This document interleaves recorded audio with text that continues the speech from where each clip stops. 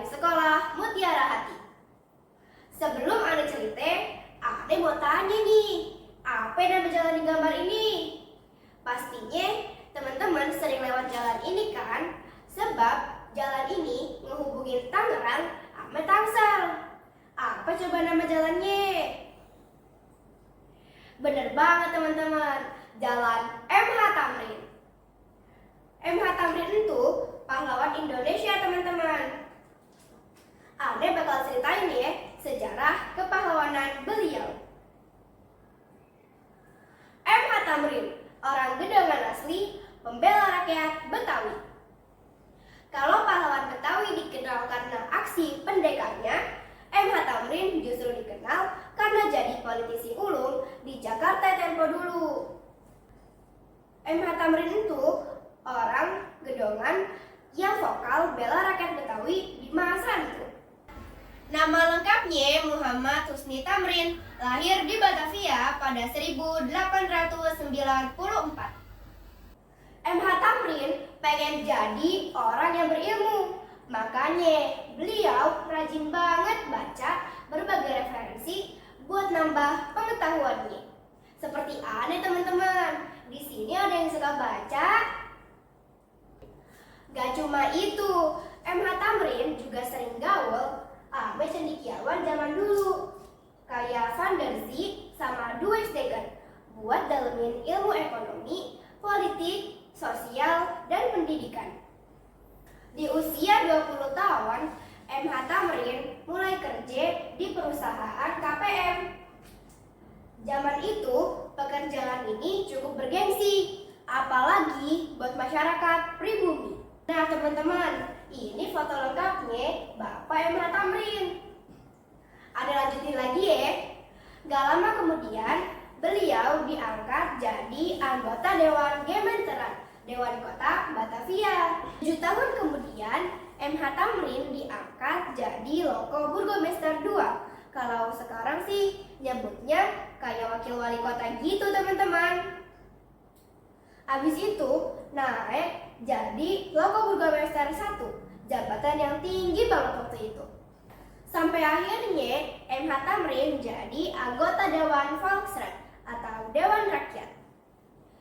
Sebagai anak Betawi yang gede di Jakarta, MH Tamrin dikenal sebagai orang yang mau naikin derajat orang-orang lokal di tengah gempuran politik kasta Hindia Belanda waktu itu.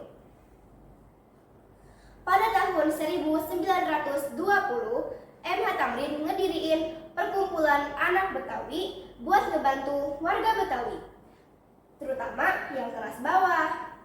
Sebagai orang pemerintah, MH Tamrin lebih sering ngomongin hal-hal kecil, kayak banjir dan kampungnya becek.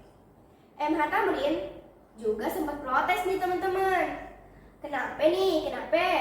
Kenapa pembangunan kampung kumuh dibiarin, sementara pembangunan perumahan elit di Menteng malah didahuluin. Nah, selain itu, MH Tamrin juga fokus buat ngurusin harga-harga kayak beras, gula, karet, dan lain-lain. Kenapa sih MH Tamrin fokus buat ngurusin harga barang-barang kayak gitu? Soalnya kalau harga barang-barang itu tinggi, orang-orang pribumi gak bisa beli teman-teman. Yang bisa beli nanti cuma orang-orang kaya aja. Ini tuh nih cerita lagi dari MH Tamrin. Beliau pernah ngeubah tanah luasnya jadi lapangan olahraga. Jadi gini nih teman-teman ceritanya. Pas masa penjajahan Belanda, masyarakat di Batavia itu dibagi-bagi jadi beberapa lapisan. Lapisan yang paling atas itu orang-orang Belanda. Lapisan yang tengah itu orang-orang kaya. Terus orang-orang kayak kita nih, warga pribumi, ada di lapisan paling buncit, lapisan yang paling bawah teman-teman. Adil gak sih? Kita warga Indonesia malah ngemis di negara kita sendiri. Iya gak teman-teman? Sebagai golongan rendahan, warga pribumi gak bisa akses fasilitas umum. Contohnya nih, apa fasilitas umum? Ayo, apa punya contoh? Contohnya, kita punya taman. Tapi kita nggak boleh masuk ke taman itu. Yang boleh pakai dan nikmatin taman itu cuman orang-orang Belanda, ame orang-orang kaya aja. Sama nih, contoh lain kayak lapangan olahraga. Lapangan olahraga punya kita, tapi kita juga nggak boleh pakai. Lagi-lagi yang pakai itu cuman orang-orang Belanda, ame orang-orang kaya aja. Warga pribumi kayak kita nih tetap nggak boleh pakai fasilitas-fasilitas yang kayak begitu. Akhirnya karena dermawannya yang tinggi, MH Tamrin bikin tanah luasnya itu jadi lapangan olahraga khusus buat warga pribumi. Dinamain tuh lapangan sepak bolanya Jacatra sebagai bentuk perlawanan warga pribumi terhadap pemerintah kolonial Belanda. Keren banget kan teman-teman? Coba bayangin, lapangan olahraga itu seluas apa coba? Wah, pasti luas banget ya. Kalau sekarang dijual, bisa ratusan juta sampai miliaran.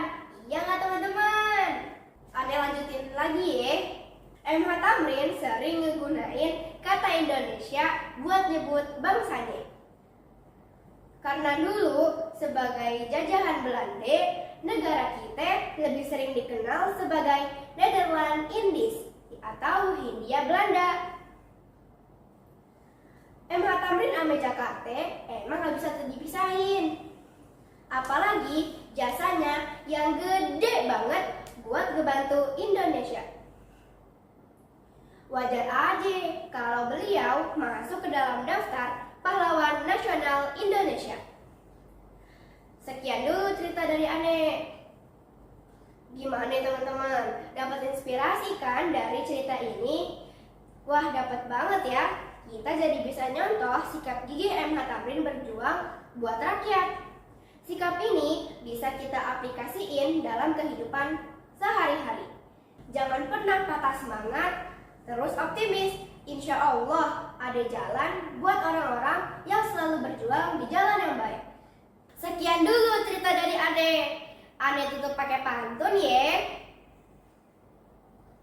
Pulang ngaji bawa obor, bawa sebesek kue lapis. Semangat terus nggak pakai kendor, tetap berjaya, tetap optimis.